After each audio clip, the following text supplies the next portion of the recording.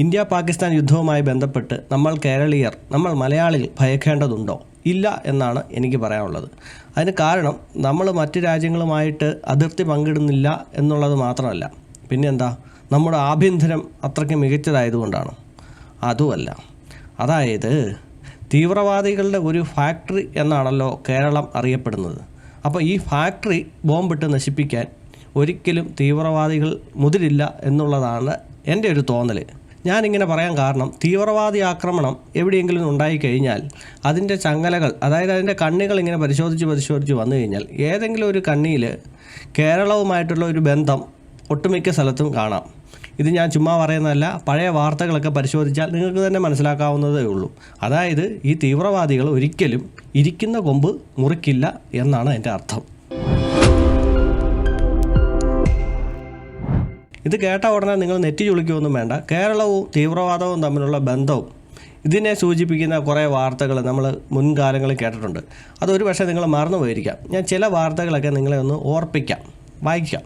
Popular front of India (PFI) ഈ സംഘടനയെ കേന്ദ്ര സർക്കാർ 2022 നിരോധിച്ചിട്ടുണ്ട്. തീവ്രവാദ ബന്ധം, കലാപങ്ങൾ ആസൂത്രണം ചെയ്യൽ, ആയുധ പരിശീലനം നൽകൽ തുടങ്ങിയ ആരോപണങ്ങൾ ഈ സംഘടനയ്ക്കെതിരെ ഉണ്ടായിരുന്നു. നിരവധി കേസുകളിൽ ഈ സംഘടനയുടെ പ്രവർത്തകർ പ്രതികളായിട്ടുണ്ട്.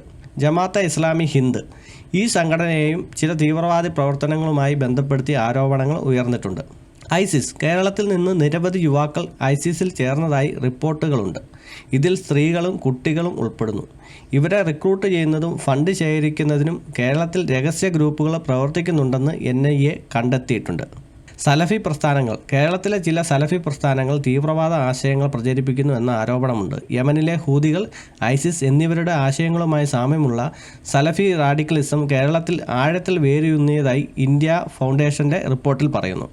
ഓൺലൈൻ റിക്രൂട്ട്മെൻറ്റ് സോഷ്യൽ മീഡിയ പ്ലാറ്റ്ഫോമുകൾ ഉപയോഗിച്ച് യുവാക്കളെ തീവ്രവാദ ആശയങ്ങളിലേക്ക് ആകർഷിക്കാനും റിക്രൂട്ട് ചെയ്യാനും ശ്രമങ്ങൾ നടക്കുന്നുണ്ട്.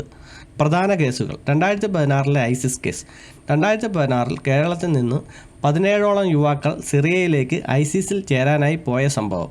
പിന്നീട് ഇവരിൽ പലരും കൊല്ലപ്പെട്ടു. Kanakamala ISIS module case.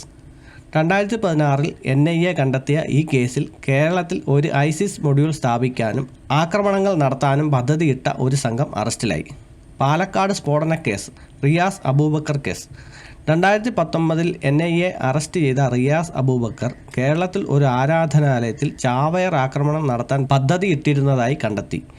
ഇയാൾക്ക് അഫ്ഗാനിസ്ഥാനിലെ ഐസിസ് നേതാക്കളുമായി ബന്ധമുണ്ടായിരുന്നു. 2023 ഐസിസ് മൊഡ്യൂൾ കേസ്.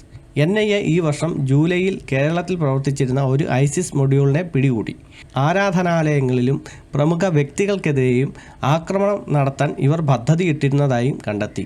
ഈ കേസിൽ തൃശൂർ, പാലക്കാട് എന്നിവിടങ്ങളിൽ നിന്നുള്ളവരെ അറസ്റ്റ് ചെയ്തിട്ടുണ്ട്. ബംഗളൂരു സ്ഫോടന പരമ്പര 2008. ഈ കേസിൽ ലഷ്കർ കമാൻഡറായിരുന്ന വ്യക്തിക്ക് കേരളത്തിലെ തീവ്രവാദ റിക്രൂട്ട്മെൻറ്റ് ശ്രമങ്ങളുമായി ബന്ധമുണ്ടായിരുന്നു എന്ന് റിപ്പോർട്ടുകൾ സൂചിപ്പിക്കുന്നു. പാഹൽഗാം ആക്രമണ കേസ് 2025. ഈ ആക്രമണത്തിന് സൂത്രധാരനായ ഷെയ്ഖ് സജാദ് ഗുൽ കേരളത്തിലും കർണാടകയിലും പഠിച്ചിട്ടുണ്ട് എന്ന റിപ്പോർട്ടുകൾ വരുന്നു. ഇനിയും ഉണ്ടാവാൻ കേസുകൾ. പ്രധാനപ്പെട്ട കേസുകൾ മാത്രമേ ഞാനിപ്പോൾ തൽക്കാലം വായിച്ചിട്ടുള്ളൂ. അപ്പോൾ ഇത്രയും കേസുകൾ വായിക്കുമ്പോൾ തന്നെ നമുക്ക് മനസ്സിലാകാം, കേരളം അത്ര നിഷ്കളങ്കമായിട്ടുള്ള ഒരു സംസ്ഥാനമല്ല. തീവ്രവാദ ബന്ധങ്ങൾ അതുപോലെ ഉണ്ട്. അതുകൊണ്ടാണ് ഞാൻ പറഞ്ഞത്, ഈ പാകിസ്ഥാനുമായിട്ടുള്ള യുദ്ധവുമായി ബന്ധപ്പെട്ട് കേരളത്തിൽ അങ്ങനെയൊന്നും ബോംബ് പൊട്ടാൻ സാധ്യതയില്ല. ഞാൻ ആദ്യം പറഞ്ഞ പോലെ ഇരിക്കുന്ന കൊമ്പ് മുറിക്കാൻ തീവ്രവാദികൾ മുതിരും എന്ന് എനിക്ക് തോന്നുന്നില്ല.